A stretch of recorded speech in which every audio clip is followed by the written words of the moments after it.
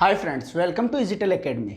जैसे हमने पिछले वीडियो में डिस्कस कर चुके हैं 10th का बोर्ड पेपर कैसा होगा, कौन सा क्वेश्चन कितने नंबर का आएगा और कौन सी प्रश्नावली से आएगा, ये सारी चीज़ें अपन लोगों ने डिसाइड कर चुके हैं और अपने डिस्कस भी कर चुके हैं कि कौन सी है। आप विश्वास ना हो तो आप पिछले 2-3 सालों के 2018 से जो पेपर आ रहे हैं उनको देख सकते हो और आप आराम से डिसाइड कर सकते हो। उसी बेस पे 2020 का भी पेपर आएगा।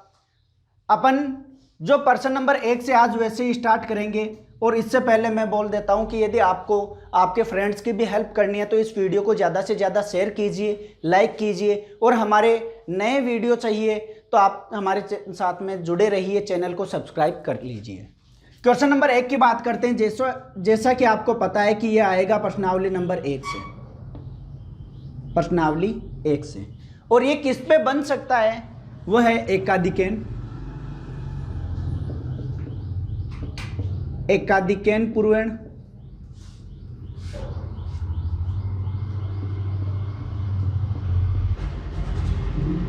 वर्ग संक्रिया, वर्ग या घन, जिसे घनफल भी बोलते हो, घन या घनफल।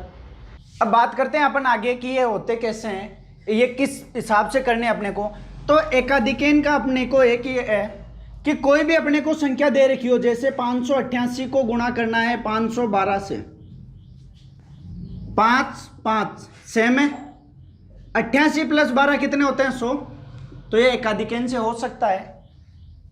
दूसरा अपना आता है 103 को 197 से गुणा करो, 03 और 97 कितने होते हैं 100। इसी प्रकार अपने एक और है 31 सही 1/6 गुणा 31 सही 5/6। इनको 31 सेम है, 1/6 और 5/6 एक होते हैं। तो अब इस प्रकार के जो भी क्वेश्चंस आते हैं उनको हम एकाधिकेन के द्वारा सोल्व कर सकते हैं। और वो किस हिसाब से करेंगे ये देखो।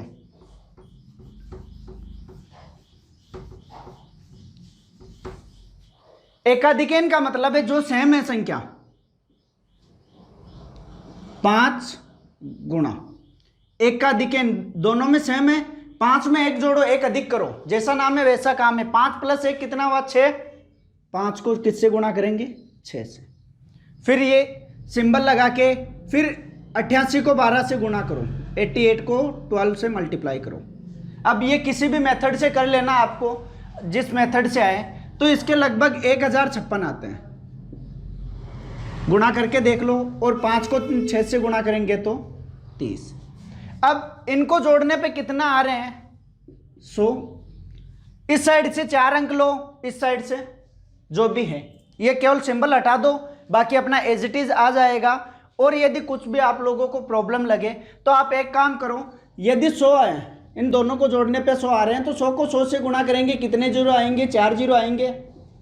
यदि यहाँ पे केवल 10 बनते तो 10 को 10 से गुणा करते कितने जीरो आते 2 जीरो। तो इस साइड के केवल 2 अंक रखते, बाकी को इस साइड के 2 अंक रखते, बाकी को आगे ट्रांसफर कर देते। यहाँ पे 4 जीरो आ रहे हैं तो अपन इस साइड के 4 अंक रखेंगे, जो 1056 पूरे बन रहे हैं ऐसे ही।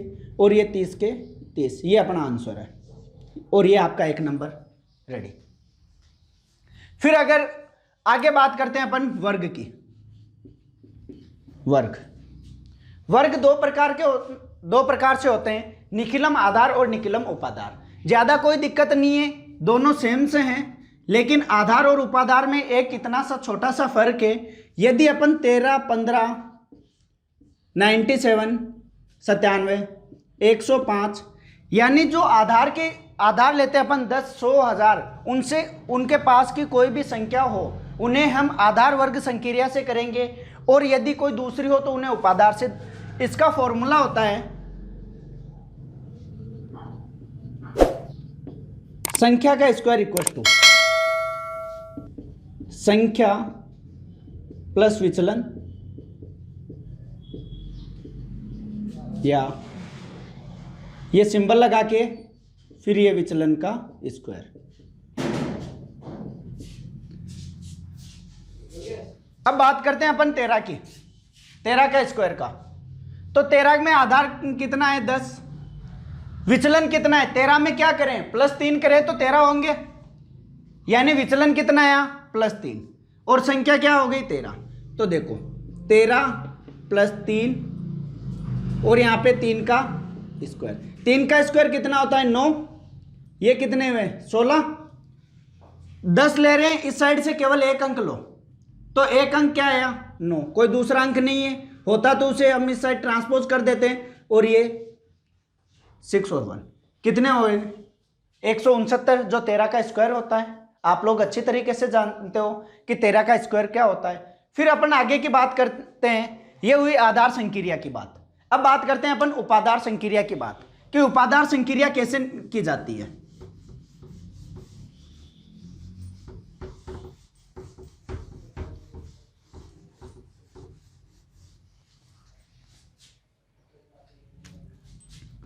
उपादार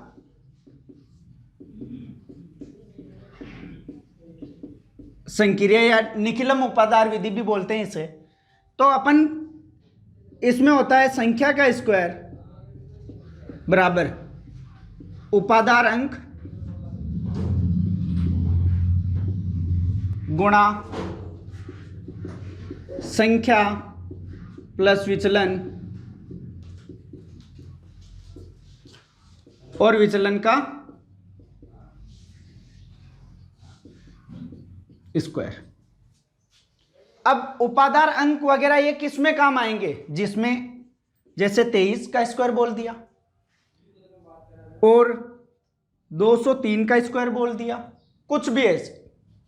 अब आधार अपन 10 ले सकते हैं, 100 ले सकते हैं, लेकिन उपादार कुछ भी ले सकते हैं। जैसे इसके लिए अपन क्या लेंगे, आधार 10, क्योंकि 2 अंकों की है, दहाई में केवल 10 से आते हैं, इसके लिए 100 यूज करेंगे। तो आगे की पहले इसके लिए एक के लिए देख लेते हैं और फिर दूसरे के लिए देखते हैं। तो उपादार अंक आधार कितना है 10, विचलन कितना हो जाएगा +3, क्योंकि उपादार क्या ले रहे हैं अपन 20 हो जाएगा, 20 + 3, ठीक है। फिर आगे की बात करते हैं उपादार अंक। तो उपादार कितना है 20 है, उपादार अंक इसमें आधार का भाग दो तो कितना बचा 2, उपादार अंक कितना आया 2, इस साइड लिख लो 23 का स्क्वायर। उपादार अंक कितना है 2, संख्या कितनी है 23 प्लस विचलन कितना है +3। विचलन यदि माइनस का हो तो माइनस कर देना यहाँ पे जो भी संख्या हो।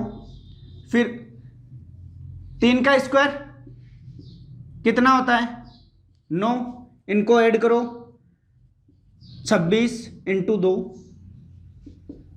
कितने हैं, 26 को 2 से गुणा किया तो 52 और ये 9 के 9, एक ही अंक है तो 9 2 5। 23 का स्क्वायर कितना होता है 529, और ये आपका 1 नंबर का क्वेश्चन रिलेटेड। अब बात करते हैं घनफल की, जो अपन जब भी अपन नेक्स्ट वीडियो यूज करेंगे इसका वापस से रिपीट करेंगे, उससे करेंगे। लेकिन हाँ, इन दोनों के एक एक क्वेश्चन आप लोग घर से आराम से कीजिए, और हमारे टेलीग्राम चैनल पे जिसका लिंक आपको डिस्क्रिप्शन में दिया हुआ है उस पे आप फोटो सेंड करके बताइए कि सर हमने किया है। फिर अपन बात करते हैं क्वेश्चन नंबर 2 की। क्वेश्चन नंबर 2 यह भी आता है अपना प्रश्नावली नंबर 1 से, लेकिन एक प्रश्नावली नंबर 1 से कहां से आता है, जो आपके 7 बीजगणितीय कुछ सूत्र दिए हुए हैं, फॉर्मूले दिए हुए हैं, उनमें से आता है। जो x की वैल्यूज अपने को पूछी जाती है किस प्रकार के हो सकते हैं, जिनमें से आज अपन 3 की रीडिंग करेंगे और अगले वीडियो में अपन 4 की रीडिंग करेंगे, जब भी अपन वापस इसे रिपीट करेंगे। तो पहला होता है ax + b, पहला फॉर्मूला है = cx + d। तो इसमें x की वैल्यू आपको डायरेक्ट क्या लिखनी है, d - b / a - c। दूसरा फॉर्मूला है ax + b / p बराबर cx + d / q। तो इसमें x की वैल्यू क्या लिखनी है आपको, dp - bq / aq - cp या pc। ये आपको डायरेक्ट वैल्यूज पुट करनी है और कुछ नहीं करना। एक साधारण सा यही है आपका फंडामेंटल जो भी है, केवल और केवल इनमें ए और बी की वैल्यू रखनी है और अपना आंसर आ जाएगा, एक नंबर फिक्स है अपना। फिर अपन बात करते हैं जो थर्ड फॉर्मूला है इसका। अब बात करते हैं अपन फॉर्मूला नंबर 3 की। तो ये होता है x plus A X plus B equals to X plus C X plus D. कुछ इस प्रकार से आपको दिया हुआ हो तो x की वैल्यू आपको डायरेक्ट पुट करनी है इस फॉर्मूले में, C D minus A B upon A plus B minus C minus D. जो भी ए और बी का मान है वो चिन्ह के सहित रखना है आपको और आपका आंसर आ जाएगा। केवल एक नंबर का क्वेश्चन है तो आपको ज़्यादा ध्यान नहीं देना, केवल और केवल इतना फॉर्मूला डायरेक्ट रखना है। और 101% है कि ये इन्हीं 7 में से एक का आता है, बाकी के 4 हैं, 3 या 4 जो भी बचे हैं वो अपन नेक्स्ट वीडियो में जब भी अपन वापस रिपीट करेंगे इस क्वेश्चन पेपर को तो बात करेंगे इसकी। अब बात करते हैं अपन क्वेश्चन नंबर 3 की। क्वेश्चन नंबर 3,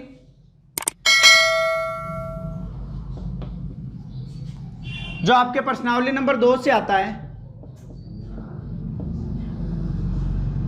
प्रश्नावली 2 से आता है, किस प्रकार का आता है?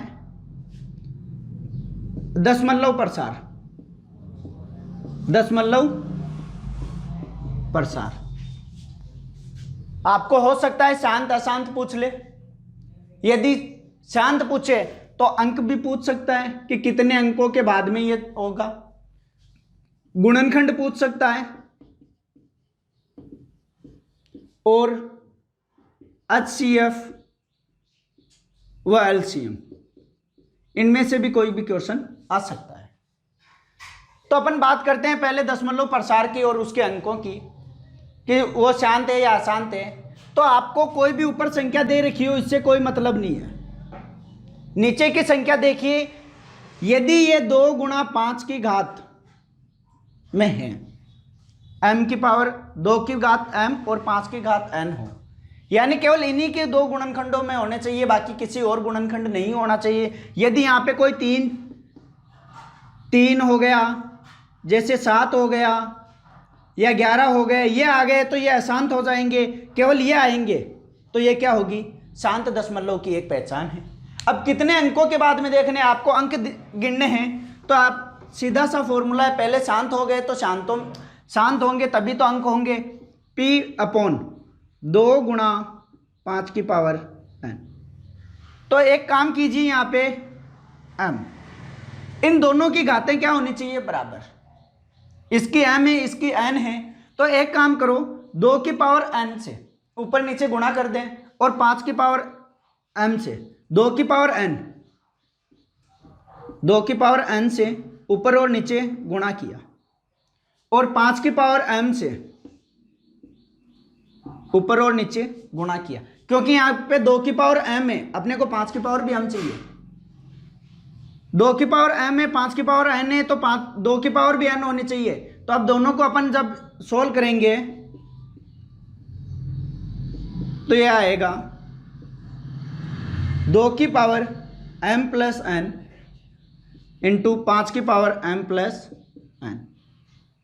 और इस हिसाब से अपन देखेंगे p अपॉन p इंटू 2 की पावर n इंटू 5 की पावर m अपॉन 2 इंटू 5 की whole power m plus n। यानी जो m प्लस n आ रही है इतने नंबर के बाद में यह संख्या क्या हो जाएगी? शांत हो जाएगी और कुछ नहीं है। अब बात करते हैं अपन आगे की, इसमें गुणनखंड कैसे करने हैं, क्या करने हैं। जो आप लोगों को मेरे दूसरे जो मैं बेसिक क्लासेस पढ़ाता हूँ इसी चैनल पे आप लोगों को, वहाँ पे वो संख्याएं मिल जाएगी कि भाज्य और अभाज्य संख्याएं कौन सी होती है, गुणनखंड होते हैं वो अभाज्य गुणनखंड के नाम से जाने जाते हैं। तो पहले अभाज्य गुणनखंड देखो कि अभाज्य संख्याएं कौन सी होती है। जैसे 2, 3, 5 ये सारी अभाज्य संख्याएं हैं। अब इनसे भाग जाता है तो वो भाग देख के देखो, जैसे 12 के गुणनखंड करने अपन, नॉर्मल से 12 के गुणनखंड करने हैं। गुणनखंड करके देखते हैं अपन 12 का, तो देखो क्या ये 2 से डिवाइड हो रहा है? हाँ। कितनी बार? 6 बार। फिर 2 का और कितनी बार? 3 बार। 3, 1। जब तक यहाँ पे 1 ना आ जाए तब तक भाग देते रहना और केवल अभाज्य संख्याओं का देना है तो गुणनखंड क्या हो गया, 2 गुणा 2 गुणा 3। इसे ऐसे भी लिख सकते हो 2 का स्क्वायर गुणा 3। ये आपका गुणनखंड रेडी और आपका 1 नंबर फिक्स। फिर अगर आप आगे बात करते हैं HCF की, एलसीएम की, जो आप किस विधि से देखना है, गुणनखंड विधि से देखना है, तो इसी हिसाब से देख लेना एलसीएम। और बात करते हैं अपन क्वेश्चन नंबर 4 की, जो आपकी प्रश्नावली 6 या 7.1 से आता है।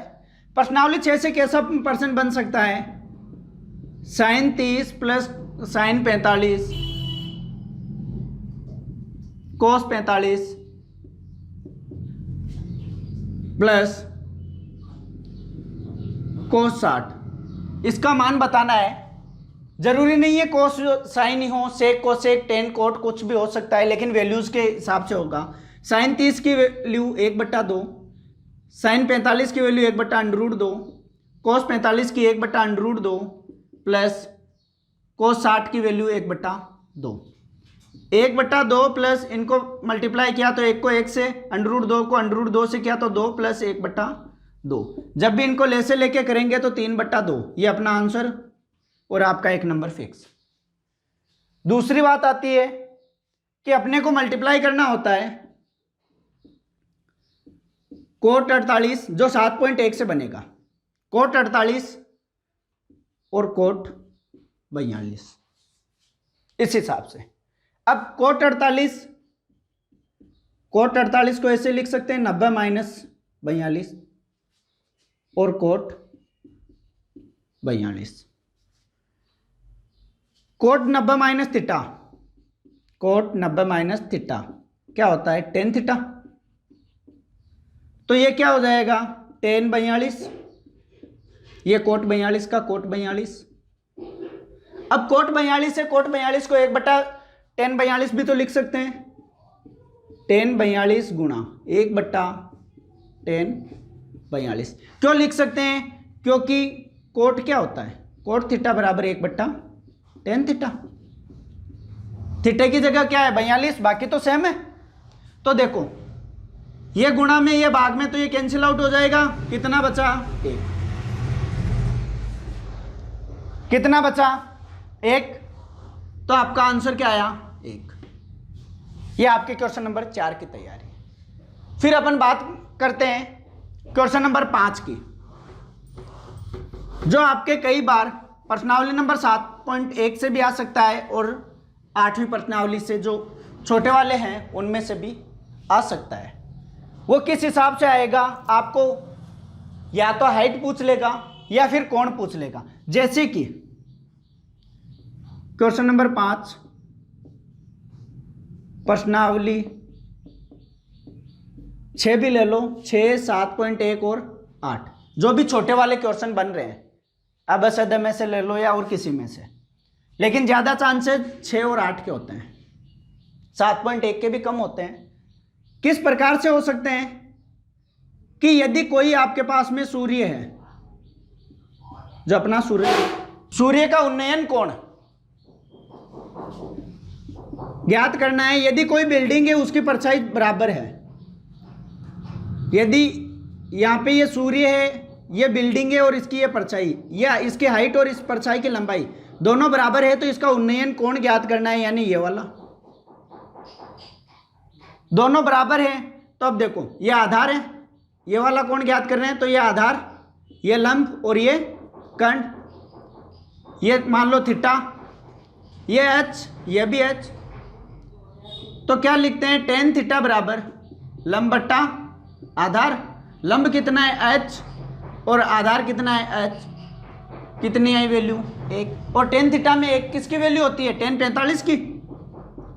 तो क्या इस 1 की जगह मैं tan 45 लिख दूं, ये लो साहब tan 45।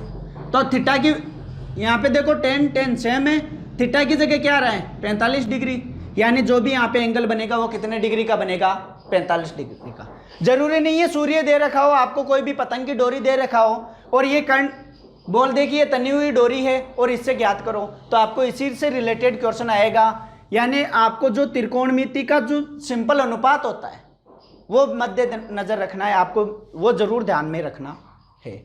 वीडियो कैसा लगा, बाकी के क्वेश्चन अगले वीडियो में आप करेंगे जो आपको शाम को मिलेगा। और आपको ये कैसे लगे लाइक कमेंट और करके बताएं। हाँ, जो भी आप लोगों को बताए गए हैं सबके एक एक क्वेश्चन आप लोग घर पे करके टेलीग्राम चैनल पे आप हमसे जुड़िए और वहाँ पे शेयर कीजिए कि सर हमने ये किया है। आप लोगों को कोई भी प्रॉब्लम है तो टेलीग्राम लिंक दिया हुआ है आपको नीचे, चैनल पे जाइए, ग्रुप पे जाइए, आप लोग वहाँ पे आपकी प्रॉब्लम शेयर कीजिए, हम आपको सॉल्यूशन प्रोवाइड करवाएंगे कि कैसा क्या होता है। और अपने दोस्तों को भी इस चैनल के बारे में बताइए और वीडियो को ज़्यादा से ज़्यादा शेयर कीजिए।